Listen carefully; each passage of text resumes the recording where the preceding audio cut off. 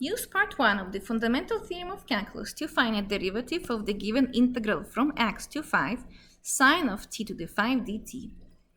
Well, we know what to do when the integral is from a to x, but we have integral from x to a where a is 5.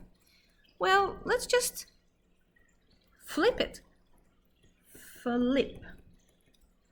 So I want to have integral from 5 to x because I know how to deal with those. T to the 5 dt. So do we have any rules of integration that allow us to flip the integral like so? Yes, we do. You remember it.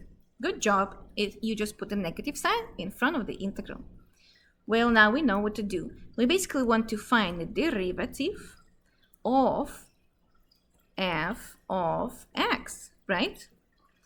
That means we want to find a derivative of this integral negative integral from 5 to x sine t to the 5 dt.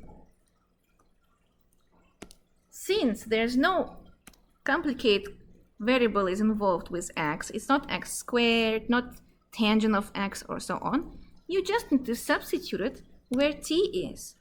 So I'll write down plug in. Plug in is not a professional way to call it. We're supposed to say substitute in, but I like to use it because it's short. Negative, don't forget it was still there. And then the answer will give you the original function because derivative undoes integration, right?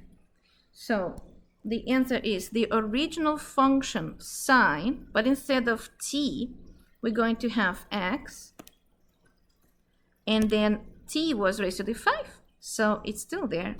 The answer is negative sine of x to the 5, and that's it.